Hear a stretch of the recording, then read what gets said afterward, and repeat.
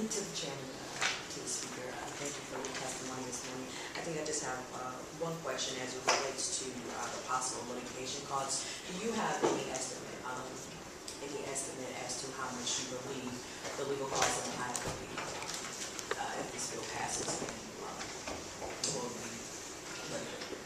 Through the chair to Representative House, I think Representative Hood gave a good answer to that last week when he said, it really depends on the course that this lawsuit would take through the courts. I think typically what you would see is a lawsuit of this nature would go through the district court, the federal appeals court, and then an ultimate appeal to the United States Supreme Court.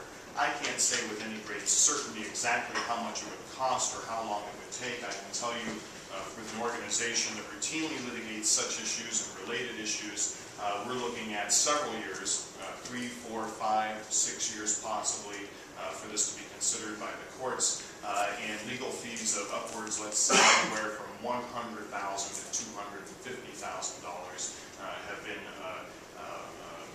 amounts that have been spent just by the state of Ohio in the past to defend these lawsuits. So I think that provides hopefully a general ballpark figure to answer your question, Representative. Thank you. Questions? Representative Honey. Thank you, Chairman. Mr. Daniels, are you an attorney and have you appeared in front of the Sixth Circuit Court of Appeals on this issue? Through the chair, Representative Montani, no, I am not an attorney and I have not appeared before the Court of Appeals for the Sixth Circuit. Thank you. Questions? Representative Correa. Thank you, Chairman. This bill was introduced in the past. Has something changed in this bill? Is it different in any way than it was? That you see that would make a difference in your reaction to it from the ACLU? Through the chair to Representative Laporte-Hagan, nothing has changed fundamentally with the underlying bill.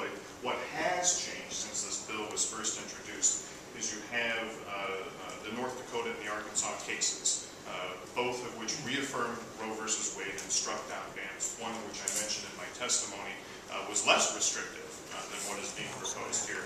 You also have states now that are introducing and passing 20-week bans. 2 of those bans have also been struck down in Idaho and Arizona in federal courts.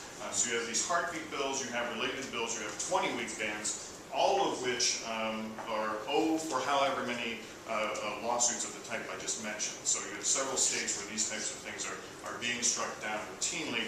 And again, no indication that the United States Supreme Court is ready to revisit this. I'll also mention, typically one of the things that the United States Supreme Court looks for, there's no guide for how the Supreme Court decides which cases to grant cert to. It's sort of like reading tea leaves, but certainly one of the things that they look at very closely is if there is a split in the lower courts, in the federal appellate courts or district courts. They like to resolve those issues many times. And so oftentimes they will grant cert to a case that has agreed to hear a case to take care of that so we don't have a patchwork of different laws across the country. When I talk about the likelihood that the U.S. Supreme Court will not agree to hear this case, that is because what we're seeing is no federal courts stepping up to uphold these laws. They're striking them down across the boards. Thank you. Good. Mr. Chairman, if I'm under, Mr. Chairman,